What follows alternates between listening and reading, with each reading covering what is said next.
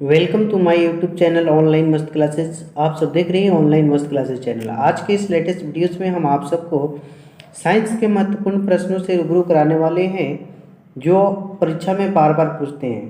तो जो भी स्टूडेंट 2023 में बोर्ड एग्जाम देंगे, ये वीडियो उन्हीं के लिए हमने स्पेशल तैयार किया है। आप सब वीडियो को अंत तक देखें, इससे बहुत ही आपको फ़ायदा होने वाली है। आपको तैयारी का आकलन भी मिलेगा। देखेंगे हम किस में है कितना दम। आप लोग को एक एक प्रश्न मैं बता रहा हूँ, देखिएगा ध्यान से।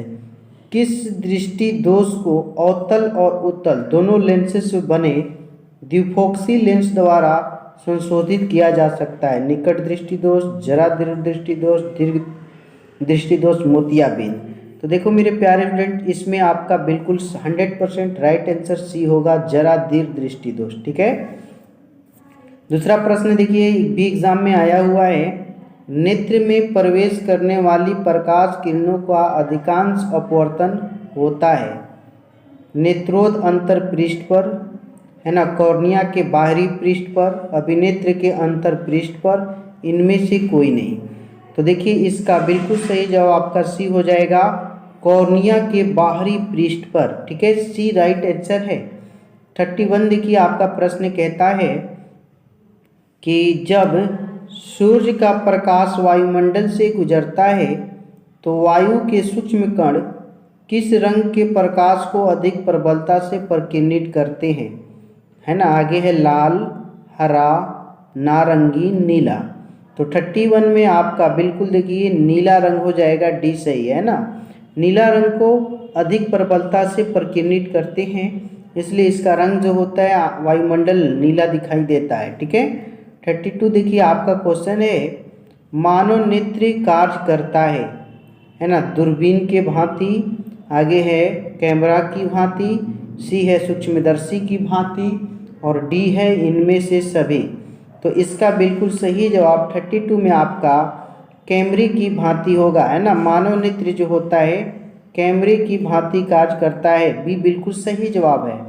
33 प्रश्न देखिए आपका कहता है कि प्रकाश एक पतली झिल्ली से होकर नेत्र में प्रवेश करता है, इस झिल्ली को क्या कहते हैं? कॉर्निया, स्वच्छमंडल, सी है ए और बी दोनों, डी है गोलक। तो मेरे प्यारे स्टूडेंट देखिए, प्रकाश एक पतली झिल्ली से होकर नेत्र में प्रवेश करता है, उस झिल्ली का नाम कॉर्निया और स्वच्छमंडल दोनों है।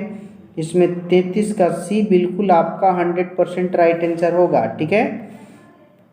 चलिए 34 देखिए मेरे प्यारे स्टूडेंट्स, आप वीडियो को अंत तक देखेंगे। मैं आपको बता दूं कि 7:30 में भी एक वीडियो चलता है, 7:30 PM में लाइव मॉक टेस्ट होगा। आप लोग इसमें भी जुड़िएगा, है ना। लाइव मॉक टेस्ट होगा शानदार।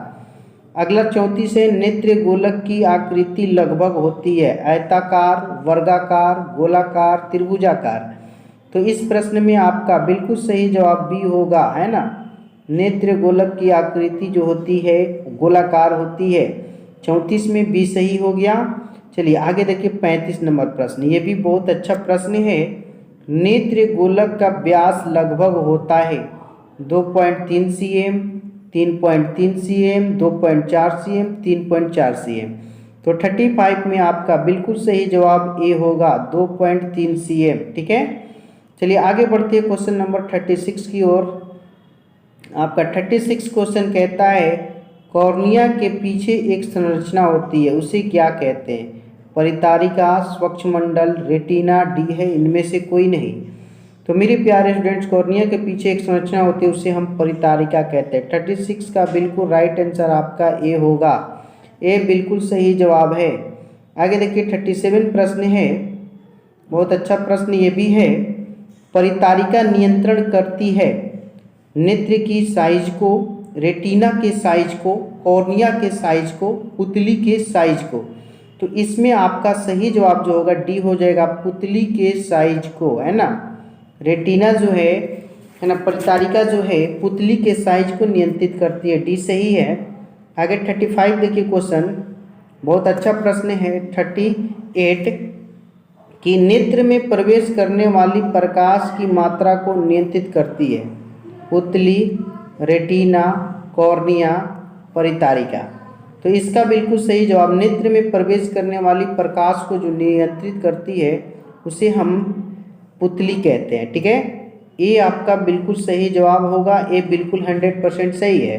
39 देखिए आपका क्वेश्चन कहता है बृहद संख्या में प्रकाश सुग्राही कोशिकाएं कहाँ होती हैं?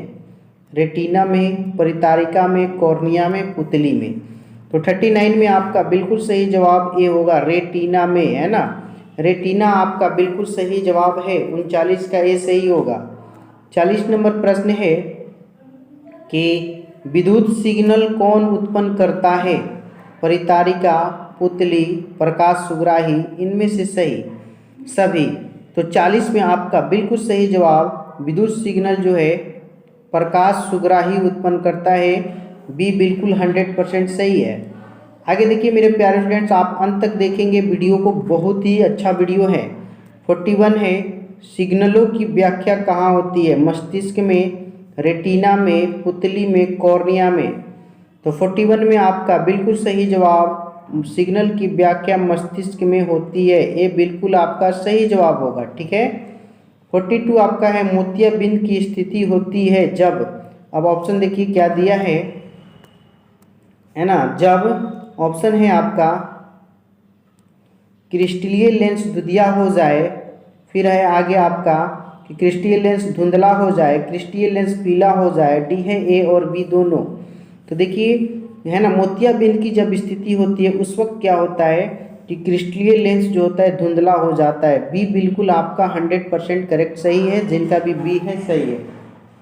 आगे देखिए आपका क्वेश्चन है 43, ये प्रश्न एग्जाम में दो बार आया हुआ है कि वायुमंडल में प्रकाश का कौन सा रंग अधिक प्रकीर्णित करता है, मतलब कि ज़्यादा है ना फैलता है। पहला ऑप्शन है लाल, फिर है पीला, फिर है नीला, फिर है नारंगी। तो 43 में आपका बिल्कुल 100% सही जवाब नीला होगा, है ना। नीला रंग जो होता है सबसे ज़्यादा प्रकीर्णित होता है, भी सही है। मेरे प्यारे स्टूडेंट जो भी इस वीडियो को देख रहे हैं उनसे रिक्वेस्ट है कि प्लीज़ सभी लोग लाइक कीजिए, प्लीज़ आपकी लाइक हमारी हौसला अफजाई करती है।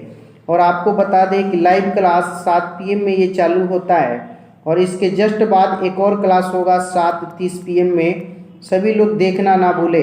एक शानदार क्लास 7:30 PM में होगा जिसमें आपको बिना ऑप्शंस के है ना क्वेश्चंस मिलेंगे और आपको आकलन का भी मौका मिलेगा। मैंने पहले भी बोला है कि मुश्किल नहीं है कुछ दुनिया में, तू जरा हिम्मत तो कर। मुश्किल नहीं है कुछ दुनिया में, तू जरा हिम्मत तो कर। ख्वाब बदलेंगे हकीकत में, तू जरा कोशिश तो कर। ख्वाब बदलेंगे हकीकत में, तू जरा कोशिश तो कर। देखिए 44 नंबर प्रश्न आ चुका है कि इंद्रधनुष में कितने रंग होते हैं? 3, 6, 7 और 5। बहुत ही अच्छा प्रश्न है। तो देखिए मेरे प्यारे स्टूडेंट, इसमें आपका बिल्कुल सही जवाब बी होगा। इंद्रधनुष में 7 रंग होते हैं, बी बिल्कुल सही है। और उसको याद रखने का ट्रिक है विबजियोर, ठीक है ना, है ना। आप लोग को याद भी होगा, विबजियोर ट्रिक है इंग्लिश में, और हिंदी में इसको कहते हैं वैजानिक पिनाला, है ना। वैजानिक पिनाला नाम से हिंदी में जानते हैं। ओके, चलिए अगला प्रश्न की ओर हम बढ़ते हैं। 45 आपका क्या कहता है? देखिए 45 भी क्वेश्चन बहुत ही शानदार प्रश्न है कि सर्वप्रथम सूर्य का स्पेक्ट्रम प्राप्त करने के लिए कांच के प्रिज्म का उपयोग किसने किया था? न्यूटन ने, पाइथागोरस ने, आइंस्टीन ने और गैलीलियो ने। सर्वप्रथम सूर्य का स्पेक्ट्रम प्राप्त करने के लिए, तो मेरे प्यारे स्टूडेंट इसमें आपका 100% राइट आंसर जो होगा न्यूटन ने, सर आइजैक न्यूटन ने ही 2 कांच के प्रिज्म लेकर देखिए इस तरह से एक को सजाया और एक को इस तरह से सजाया था, है ना, दोनों का अपवर्तक कोण, और इससे प्रयोग करके उन्होंने सूर्य के प्रकाश का निर्माण किया था। आप लोगों ने ये पढ़ा होगा और 5 नंबर्स में ये प्रश्न भी पूछता है। ये बिल्कुल सही जवाब है जिन भी स्टूडेंट का कमेंट में है। 46 देखते हैं। देखिए 46 कहता है इंद्रधनुष किस दिशा में बनता है? सूर्य की दिशा में, सूर्य के विपरीत दिशा में। सी है ए और बी दोनों, डी है इनमें से सभी। तो इसमें आपको मालूम हो, इसका 100% सही जवाब आपका हो जाएगा सूर्य की विपरीत दिशा में, है ना। इंद्रधनुष कभी भी जो है सूर्य की विपरीत दिशा में ही बनता है ना। बी बिल्कुल 100% राइट आंसर है। जिन्होंने बी बताया है बिल्कुल सही जवाब है। आप लोग का नाम 7:30 बजे वाला वीडियो में लिया जाएगा। बहुत सारे स्टूडेंट कहते हैं कि नाम लीजिए, तो 7:30 PM का जो वीडियो होगा उसमें सभी स्टूडेंट का ज़रूर नाम लिया जाएगा। ठीक है, चलिए 47 देखते हैं। ये भी बहुत बार एग्जाम में प्रश्न पूछा हुआ, देख सकते हैं एक बार यहाँ पे दिया है और भी ये आया हुआ है कि निर्वात में प्रकाश की चाल कितनी होती है। 3 गुने 10 के पावर 6 मीटर प्रति सेकेंड, 3 गुने 10 के पावर 7 मीटर प्रति सेकेंड, 3 गुने 10 के पावर 8 मीटर सेकेंड और 3 गुने 10 के पावर 9 मीटर प्रति सेकेंड। तो इसमें आपका बिल्कुल सही जवाब सी है, 3 गुने 10 के पावर 8 है ना, 47 का सी राइट आंसर होगा। 48 देखिए आपका ये भी क्वेश्चन देखिए बहुत अच्छा प्रश्न आ चुका है ये कि वायुमंडलीय अपवर्तन के कारण सूर्य हमें वास्तविक सूर्योदय से लगभग कितने मिनट पहले दिखाई देता है। 2 मिनट, 3 मिनट, 4 मिनट, 1 मिनट। तो इसमें आपका हम बता दें बिल्कुल 100% राइट आंसर जो होगा ये होगा 2 मिनट पहले दिखाई देता है। सूर्य जो है 2 मिनट पहले दिखाई देता है, ये बिल्कुल सही जवाब है। 49 प्रश्न की ओर बढ़ते हैं। ये भी 19 एनुअल के सेकेंड सिटिंग का आया हुआ प्रश्न है। आपका कहता है निम्न में से किस माध्यम में प्रकाश की चाल अधिकतम होती है। हवा, शीशा, जल, हीरा। बहुत ही अच्छा प्रश्न है। तो देखिए किस माध्यम में प्रकाश की चाल अधिक होती है, इसका बिल्कुल सही जवाब ये होगा, हवा में प्रकाश की चाल जो होती है सबसे अधिक होती है। ठीक है ना, ये बिल्कुल सही है। यहाँ पे शीशा नहीं होगा, जल और ये हीरा नहीं होगा। ठीक है, 50 नंबर प्रश्न देखिए बहुत अच्छा प्रश्न है कि सूक्ष्म कणों का एक विषमांगी मिश्रण है, वायुमंडल, जैवमंडल, जलमंडल और स्थलमंडल। तो इसमें आपका बिल्कुल 100% राइट आंसर सूक्ष्म कणों का विषमांगी मिश्रण जो है आपका वायुमंडल है ना, ये बिल्कुल सही जवाब है।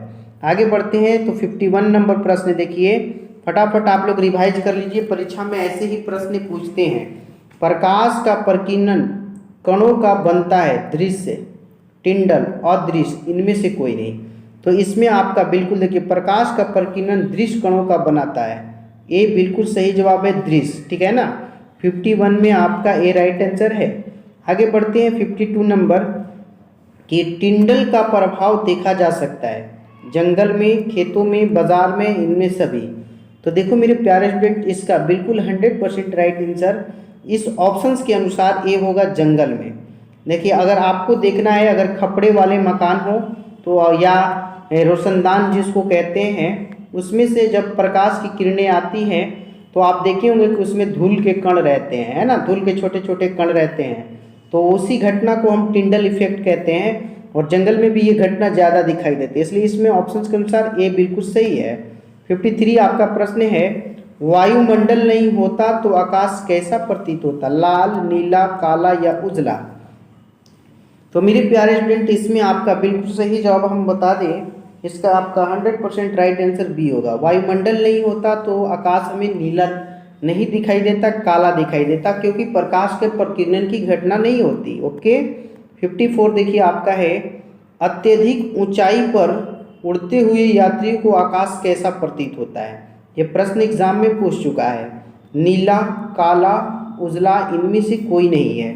तो देखिए जब आकाश में यात्रीगण उड़ते हैं अत्यधिक ऊंचाई पर तो प्रकाश के परिकर्षण की घटना नहीं होती है और उन्हें काला दिखाई देता है ना। तो 54 में आपका सी बिल्कुल सही जवाब है। अब आगे की ओर बढ़ते हैं 55 की ओर।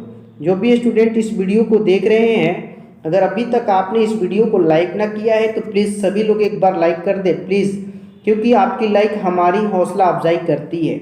मंजिलें उनको मिलती है जिनके सपनों में जान होती है, मंजिलें उनको मिलती है जिनके सपनों में जान होती है, अरे पंखों से कुछ नहीं होता हौसलों से उड़ान होती है। ठीक है दोस्त, चलिए अगला प्रश्न लेके आए हैं आपकी ओर। देखिए ये भी बहुत ही शानदार प्रश्न है आपका, है ना। देखिए अगला प्रश्न है कि 55 नंबर की खतरे के संकेत का प्रयोग किस रंग का होता है। ठीक है ना, खतरा का जो संकेत होता है किस रंग के इस्तेमाल होता है। बहुत इजी भी प्रश्न है ये, पीला, नीला, हरा, लाल। तो मेरे प्यारे स्टूडेंट इसका बिल्कुल सही जवाब आपका ना डी हो जाएगा, लाल रंग का होता है। ठीक है ना, खतरे का जो सिग्नल होता है लाल होता है, रंगदैर्घ्य अधिक होता है इसलिए लाल रंग का इस्तेमाल होता है। ठीक है, 56 आपका प्रश्न है, ये भी बहुत अच्छा प्रश्न है कि सूर्योदय या सूर्यास्त के समय आकाश कैसा दिखता है।